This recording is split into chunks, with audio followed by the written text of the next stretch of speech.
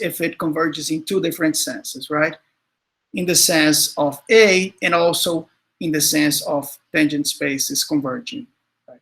So in this topology A, the homology of this space Z with coefficients in Z2 is very rich. It has non-trivial homology in all levels, and this allows us to try to run this min-max theory in all classes of homology. Right? So we consider maps that detect the homology, maps taking values in this set, in this space of surfaces Z, detecting higher and higher dimensional homologies or cohomologies. So before I move on to the min-max setup, let me just try to be a little bit more precise about these notions of convergence, just to point out more or less what kind of surfaces we are considering. So we are going to consider, we think of these objects as generalized surfaces, and we generalize based on one of two constructions. The first one is for, if you have a surface, if you have say a k-dimensional submanifold which is oriented and it has a finite k-dimensional volume, then you can integrate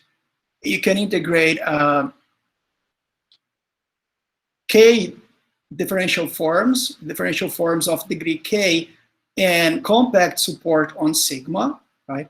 This gives you a continuous linear functional, and with this functional at hand, you can actually extend this notion of extend this type of linear functional to more general sigma.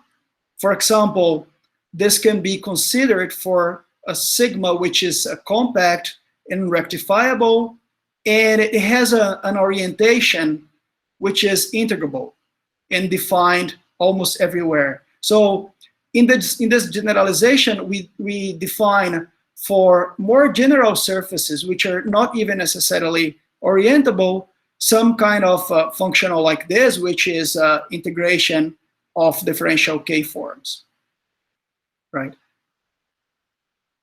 And in this space, so these more general surfaces, we call them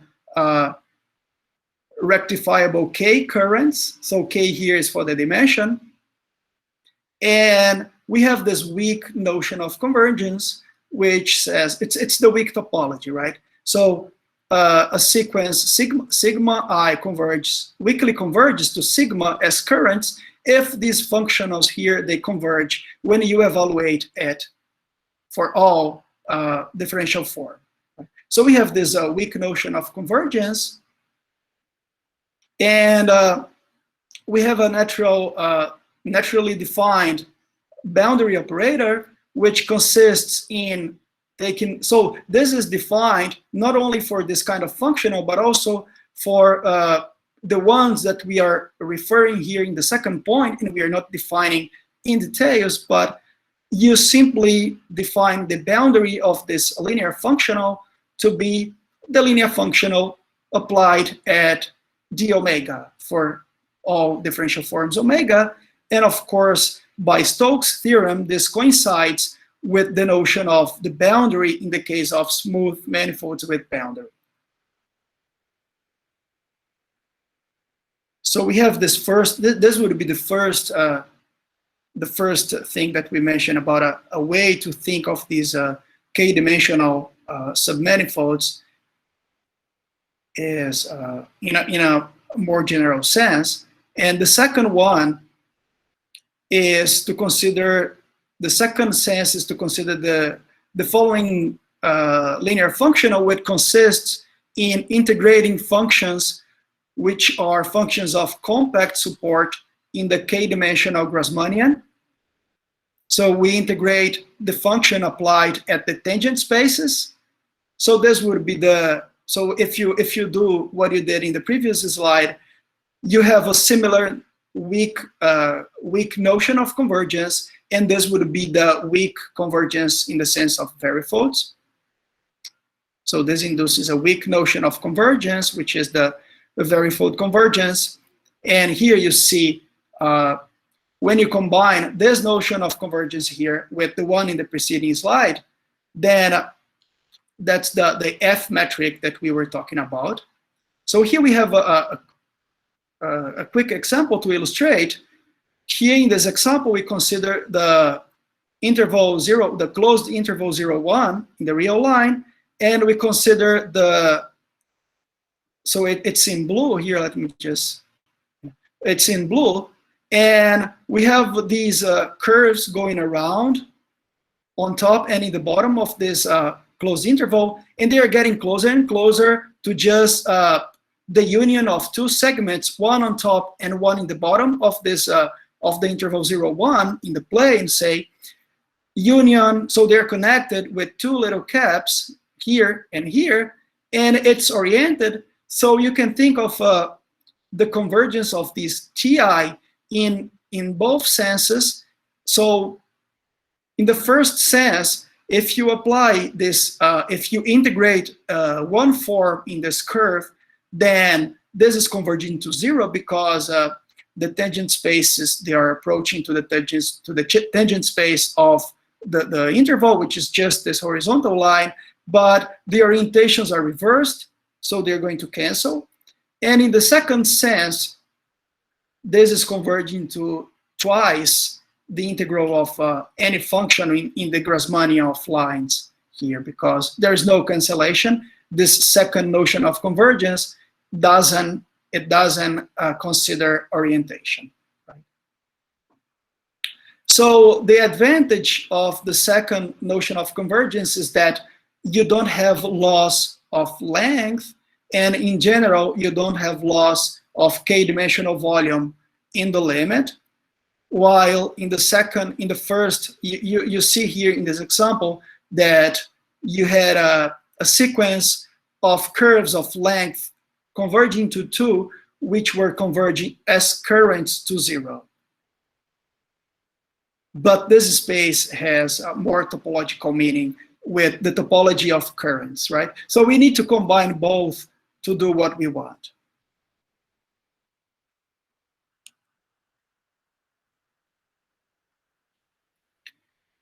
And just to finish this introduction to this basic part, let's just try to point out what we mean by this modulo 2 assumption in this space when we consider boundaries without orientation, right? And without multiplicity as well. So we consider the space B of all boundaries of rectifiable top dimensional sets, right? So this S is basically an open set in M, it's a rectifiable set, and when this set here, this boundary is also a rectifiable, then you can do this decomposition. You can write this boundary as the sum of, so when we write here these sums, we are thinking of these objects as currents, and we are interpreting them as functionals, right? So we can sum these as functionals. This is the first kind of functional, right? When you integrate differential forms. So you can decompose as a sum where this 2 times Q here is basically everywhere where the multiplicity is even. And there's something left, which is R, which is the part where the multiplicity is 1 almost everywhere. So we are going to identify the original boundary with this R and consider the quotient with the quotient topology. Rafael, yes. Can you just clarify what the multiplicity means here? So the multiplicity, if you look back at this slide here, you could think of sigma times 2. This would be just integrating twice W, twice omega, right? So you can even consider, like, you can consider a function that's going to be interpreted as a multiplicity. You can integrate this differential form here against some function, okay? And in this, when we generalize this notion here, so here in this case, there's no multiplicity. But in general, in the second point, you see that we included here integer multiplicity function. That means that you could multiply, before you integrate, you multiply the differential form by some function which takes only integer values, right? So in the case, in your example for the two different topologies in your picture, yeah. So you're doing the differential form topology at that one. So would you be, this would be even, right? Because we're integrating forwards and backwards the every omega at the limit. Yes, that's right. But each TI in the sequence, they have a multiplicity 1, right? But not at the limit, right? Not at the limit, yeah. The limit is a 0 with multiplicity 2. Yeah, the limit, yeah, this limit here, yeah, you can think of 0 with multiplicity 2, but I think it's more, maybe it makes more sense to think of this second limit here being the closed interval with multiplicity 2, but this would be as a verifold, not as a current. Gotcha. Thanks. Yeah, it's very clear. Thanks. Welcome. So this construction here is just considering everything in the flat topology, which is the current, the topology, thinking of everything as currents. So we also extend for this quotient here the notion of volume. So the volume of a representative, the volume of an equivalence class is going to be the volume of this representative R here, which is the guy of multiplicity 1. And this is just going back to something that we already said. A sequence is going to converge. This is just to introduce again this notion of the F metric. A sequence of equivalence classes of boundaries is going to converge in this F metric if they converge as currents in the quotient topology, and also the induced verifolds, they converge as well, right? The induced verifold by these canonical representatives Ri here, right? So this is just a sketch because we cannot do this decomposition for all boundaries. If you want to be precise, then you need to define this more precisely using the flat metric, right? So this ends the first part of the talk. So if you don't have any questions, if you have any question, please let me know. I think you can open your microphone because I'm not seeing the Google Meet window here. Sorry, so your optics are rectifiable currents with... I hear someone speaking, but I don't understand. It's like it's very low, the sound. I think Daniel was asking. Yeah, sorry. Can you hear me now? Maybe. Yes, I can hear now. So your objects are rectifiable currents with rectifiable boundary, or I am wrong? So here in this, let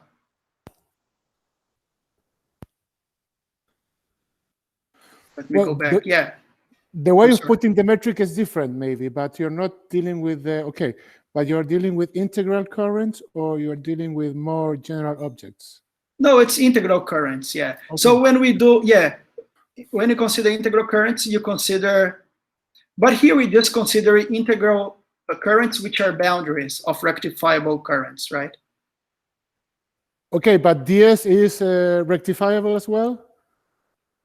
No, not necessarily. Okay, so I'm just, so this is just an example. That's why I included here, if boundary S is rectifiable, but we consider everything, all boundaries of rectifiable sets. We consider this set B here. Okay, but the boundary of a rectifiable thing can be anything, right? So we also include them in the definition. Yeah. Okay. Huh. Also, can I ask one more? Yes, please. So the function on the Grassmannian, you probably want to assume some convexity or something, right? You need to assume something on this little f. On the function, we have some assumptions. Yeah, I agree with you that I'm not being very precise. So we assume we have some assumptions on sigma that we can include to make this precise for all compactly supported functions on the Grassmannian. Okay. Okay. So the assumptions will go on sigma, right? Right. Okay. And then any f compact support, any test f is good. Yes, that's right. Okay. Okay. Okay. So let me then take the opportunity to ask another question. At the beginning, you mentioned the Riemannian manifold, but now you only have submanifolds of RL. That's right. Okay. So at some point. So yes. So I didn't include this. So is that the question? So yeah, now we consider I was following you. Yes. That's a good question. I think maybe I forgot to include this in the.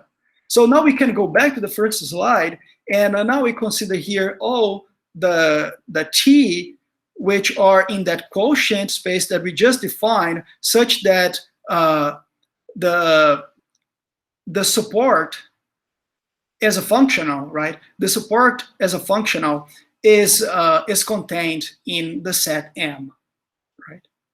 Oh, so you're assuming M is like isometrically embedded into some RL. Yes. Oh, okay. Yes. Okay. Yes, that's right. I get it. Thank you for the questions. So now that we have this set up, we consider.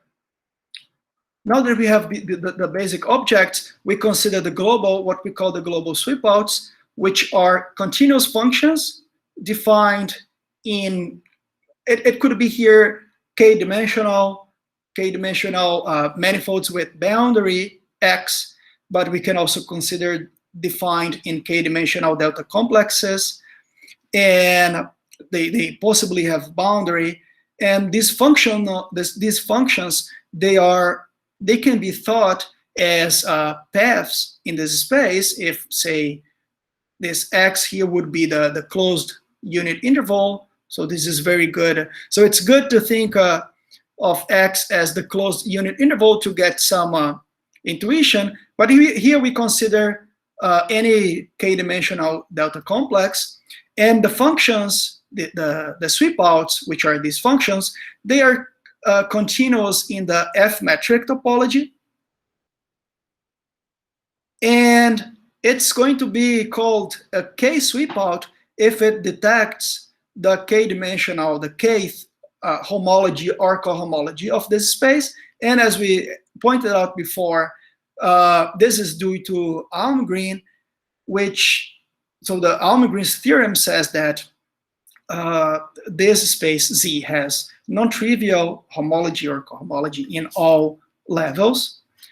So this allows us to define a nice sequence omega k m g of critical values of the area functional of the n-dimensional volume, which are achieved by the area of a smooth embedded minimal hypersurface sigma k, right? So what I'm going to say now is true for C infinity generic metrics.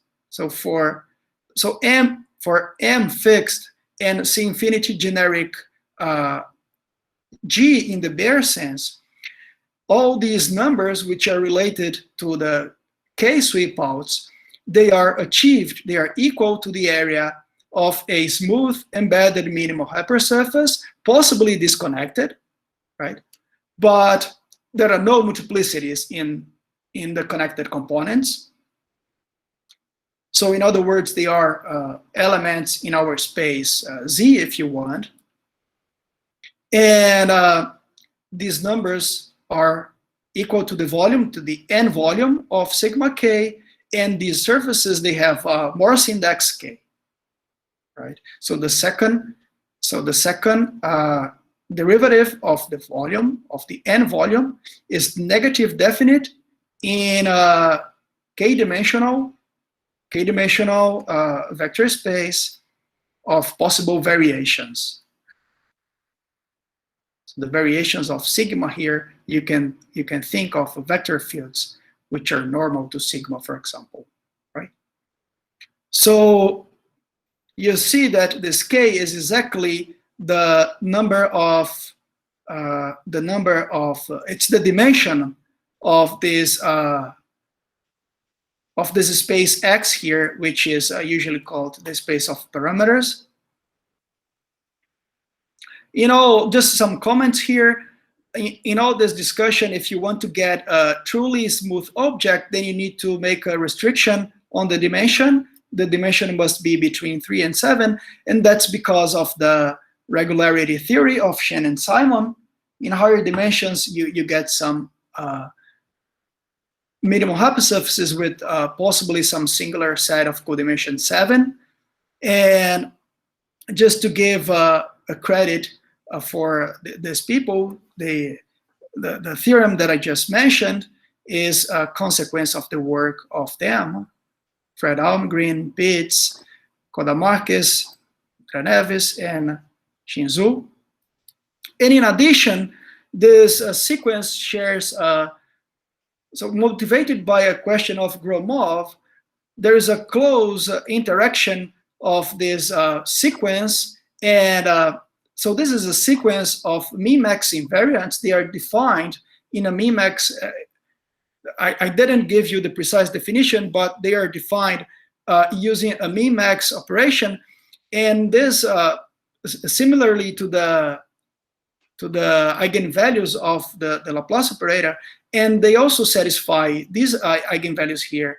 They also satisfy a Weyl law, which is obtained by Liakumovich, Codá Marques, and Neves, which says that as k goes to infinity, the rate between the volume of sigma k, or the kth width, divided by this power of k here, approaches this constant times a dimensional constant times this power of the volume of the manifold, right? Sorry, you introduced the word width. You mentioned width. What do you mean by width, or did you say that somewhere?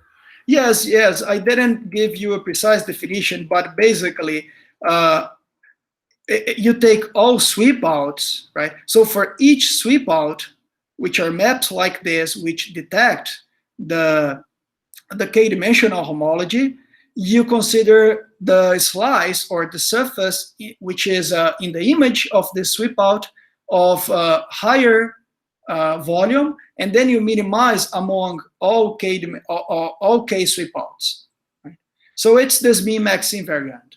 You minimize in the class of all k sweep outs, and what you minimize is the supremum of the area. It's the usual min-max construction.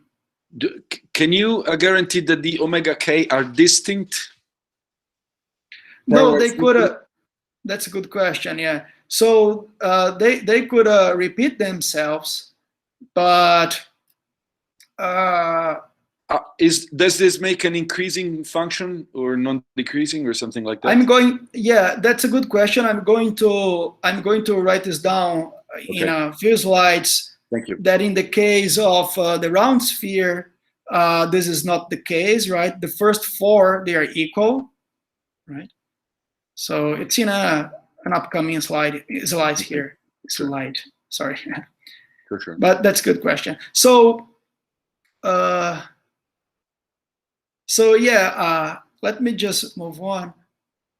So I'm going to talk a little bit about these min-max widths and some interactions with other geometric objects, and also I want to point out that there are many interesting questions around this invariant, right? I'm not going to list here some questions, but I'm going to point out some results which I believe can give you a good view of what can be done, or what are the questions are natural. Not much is known, but for example, in the specific case here of the round metric, so G1 here is the round metric of constant sectional curvature 1 in the three-dimensional sphere. For this metric, the first four widths, they are equal to 4 pi. which is the area of an equator, right? A two-dimensional sphere, a two-dimensional minimal sphere in S3. It's a totally geodesic equator. And this can be done very quickly because you can consider an explicit sweep out. So this map here from RP4, so RP4 here is our space of parameters. It's the X in the definition of sweep out. And for each point in R4, you consider this surface, which is, so you have the four functions, right? X1, X2, X3, X4. They are the coordinates in R4, where S3 is defined. And the boundaries of these sublevels here, they're going to be all unions of spheres, right? So the zero, yeah. So that's basically it. It's going to be unions of spheres, of two-dimensional spheres. You could have more than one of them. So what's the G1 here? So it's what's G1? It's the round metric. The round metric. Okay. Yes, you see S3 as the unit vectors in R4. So that's the inherited metric. Okay. And yes, so my claim, I'm not going to go into details, but my claim is that this map here is a map from RP4 into the space of surfaces that we consider, right? Which is a four-dimensional. It's a four-dimensional.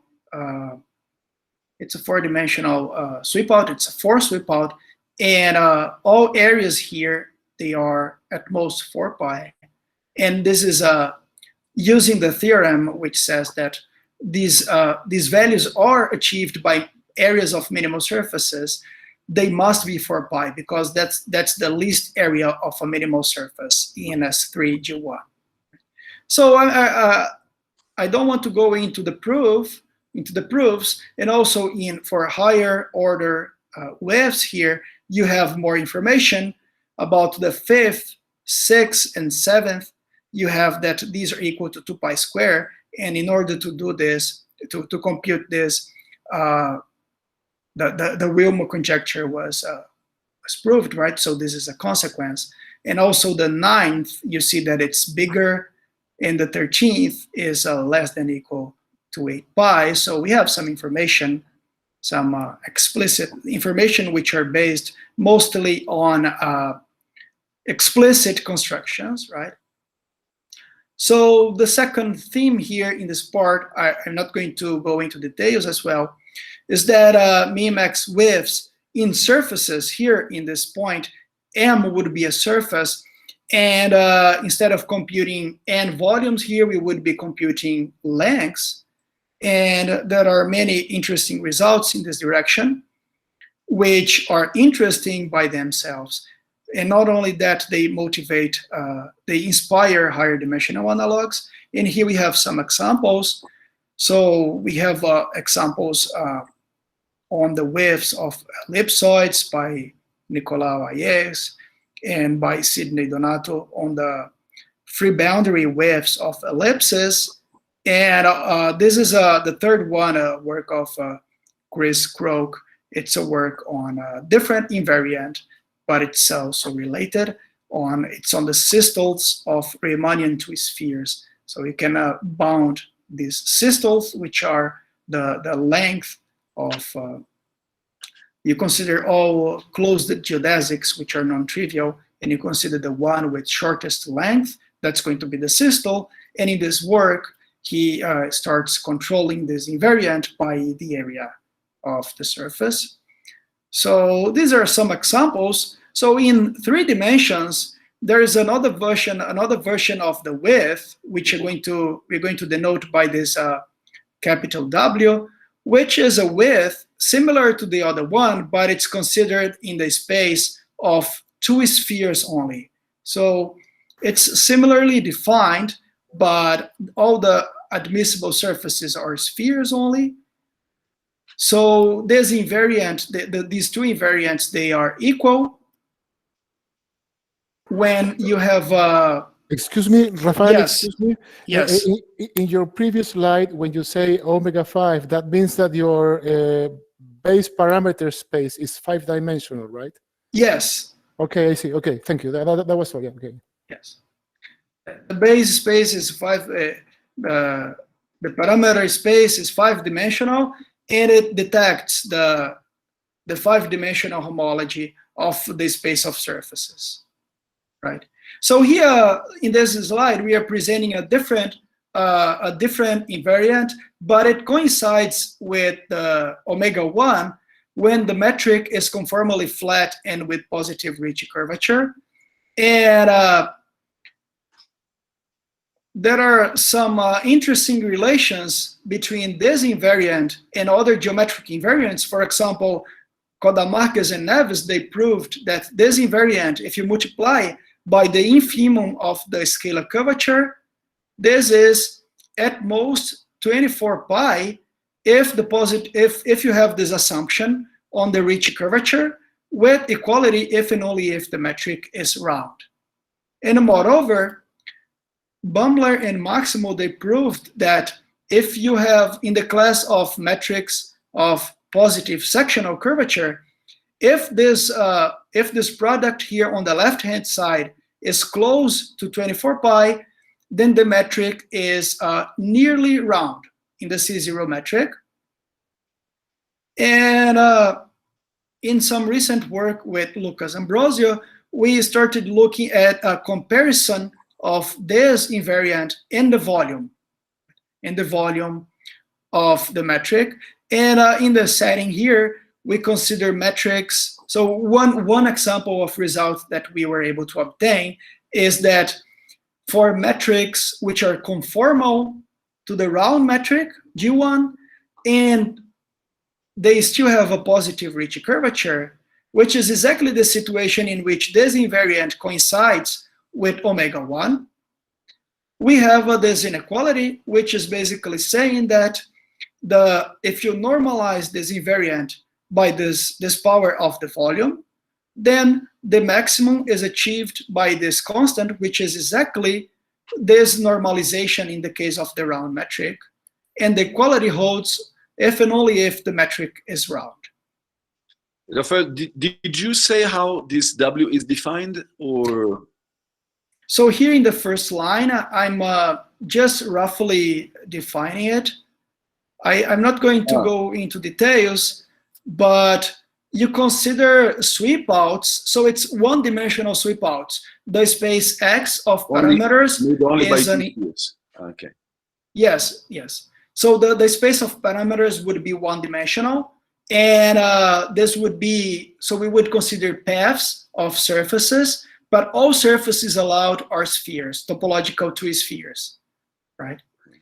So you consider these sweep outs, you maximize area for each sweep out, and then you minimize in the class of all sweep outs, which start at the boundary of the empty set and end at the boundary of the whole sphere. S3. So in general, sweep outs are made using surfaces of any topology with any genus. Or? Yes, so in general, the sweep outs, they are made in the Almgren-Pitts theory. They are made of those surfaces in the set Z that we defined. So they can be currents, right? They can be boundaries of rectifiable currents.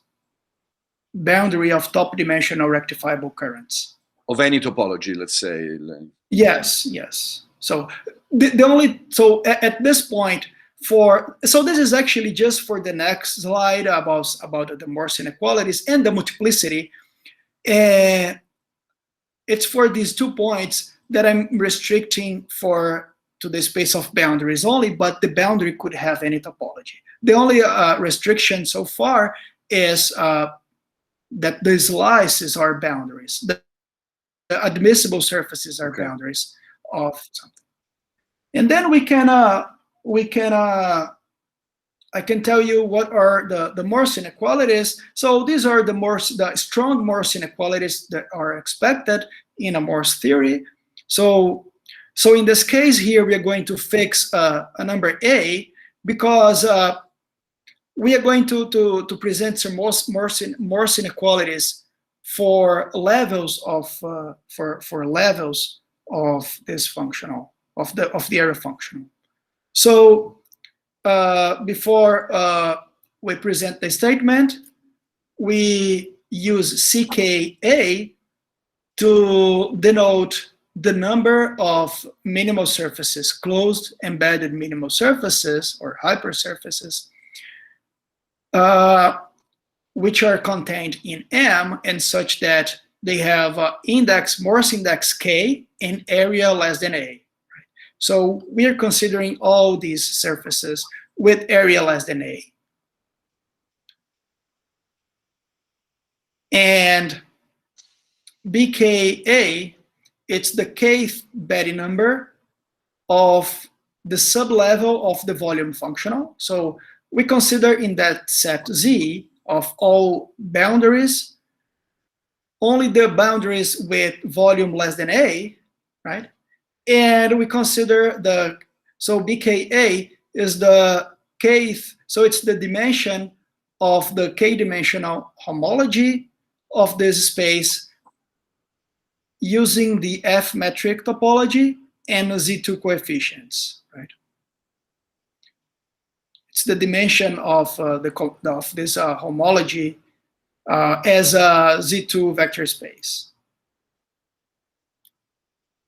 So the theorem relates, it's this relation between these alternating sums of numbers of critical points of given index, and there's a similar alternating sum of Betti numbers, right? So on the left, so the part which is bigger is the part in which you have the number of critical points of minimal surfaces of each index, and then you have these sums, right?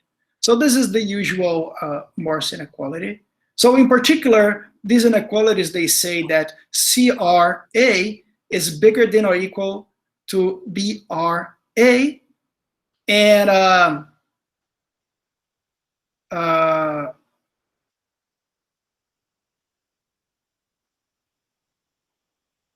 since we know that this space here has homology in all levels, then basically this is saying that all these BAs are at least one, right? And in particular, this result contains the information that you have at least one minimal surface of index of any index, right? But yeah, this is the statement. So any is questions? Yeah, what is the base manifold S3 with the round metric, or? So this is any Riemannian. This is as in the beginning.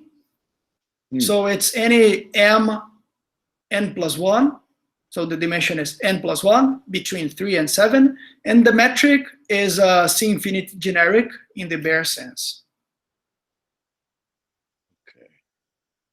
So it's a closed, it's a compact, it's a closed manifold, compact and without boundary. And the metric is generic.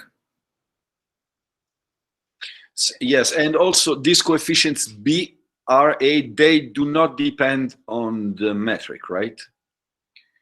Or maybe just to compute the volume. So which coefficients?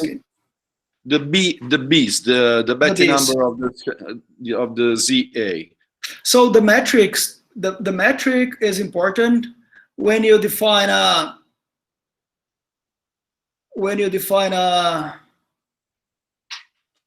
because you always take M and include M isometrically in some RL. So this will depend on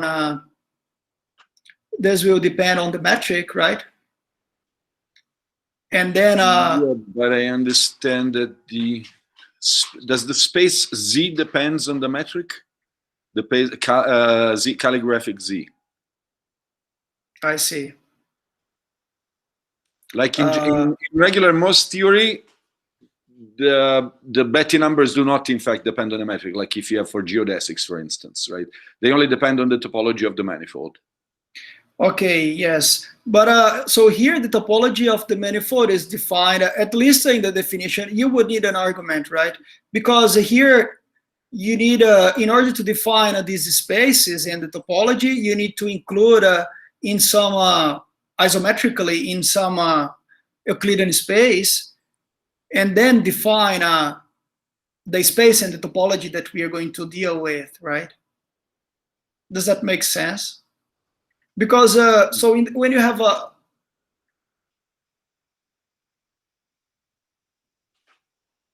does that make sense? Not sure. I'm just the analogy with the case of geodesics, which is the one that I know. Usually, you have the Betti number of the free loop space of your manifold. I see. Which is only something only topological. I understand. I see. That's a good question. Yeah, I don't know. I have to think. Yeah, I understand. Sorry to. This is a infinite dimensional version of the Morse Poincaré inequalities or something like that. Yes, exactly. Yes. So, and when do you have equality, or you never have equality, or that depends on the metric, or what? So I believe you could have strict inequality. Yeah. I don't know. Maybe you could have some. Go ahead, because we want to hear all your talk. Yes. Okay? Yeah. So I don't have much time. So we started 2:05, right? Yes. So let me just. So yeah, I think this is a good point to stop, because what I would do next is just to point out the main machine, so the machinery to prove this.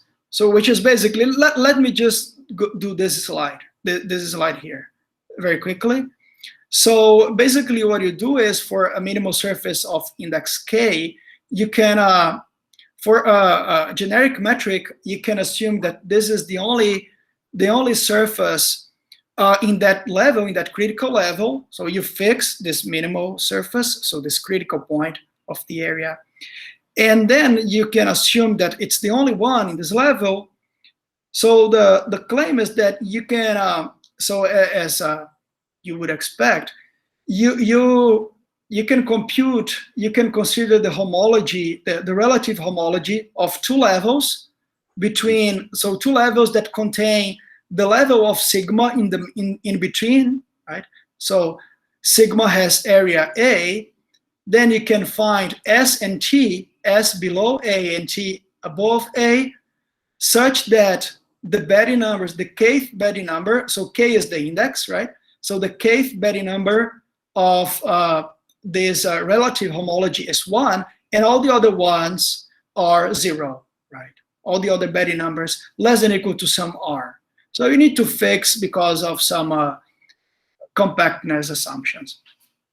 So this is the main thing. You don't have the usual thing that you do in finite dimensions, which is finding the homotopy type of how you control how the homotopy type changes as you pass through a critical level, but you can still understand the homology in this case. You can still compare the homology, right? So I'm not going to go into details because I don't have much time. Thank you very much. Let me skip here to my thank you slide. So thank you very much for your attention. Let me know if you have any questions.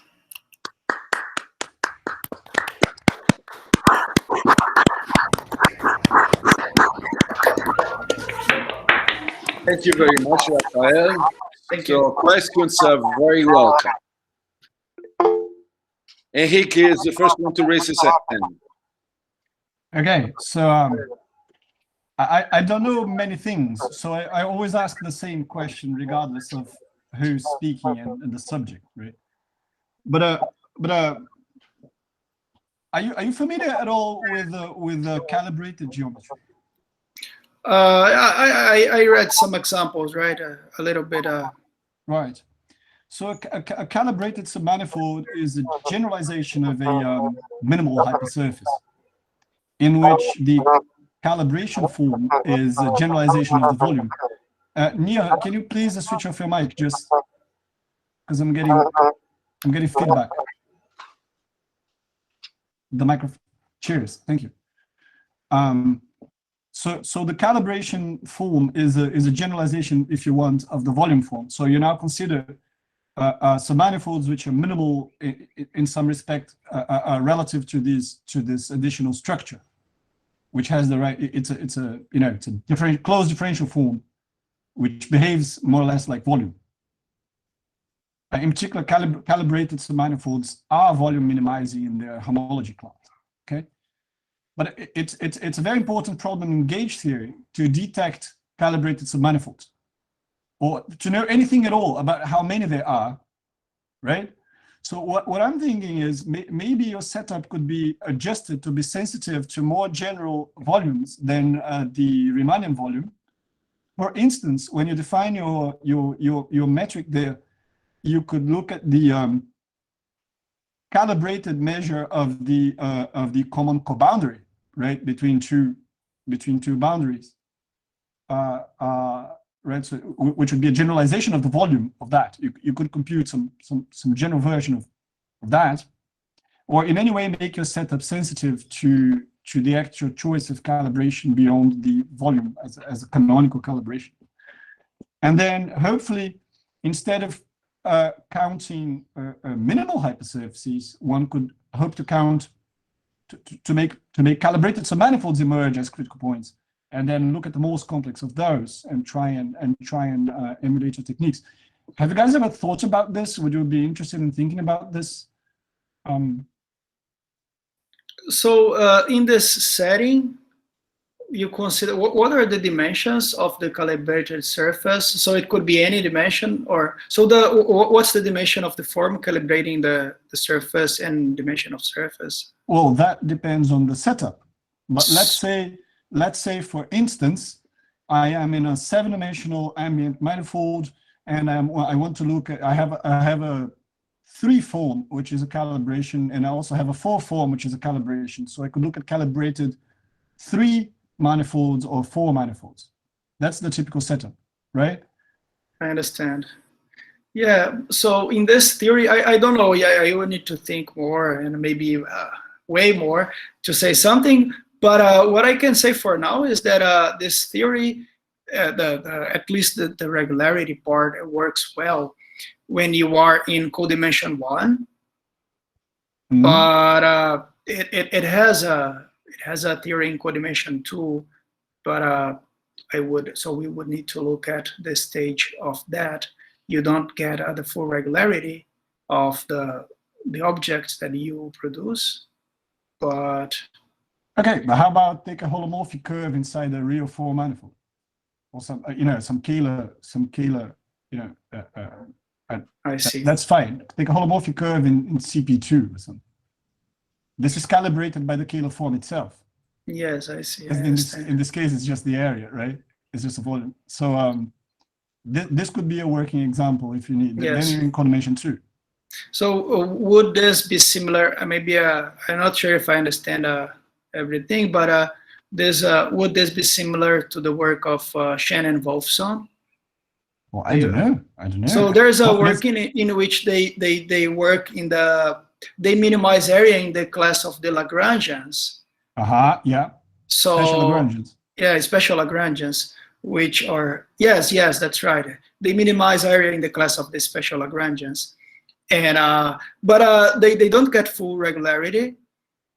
They get some kinds of cone points. So they sort of classify the possible critical points that can occur.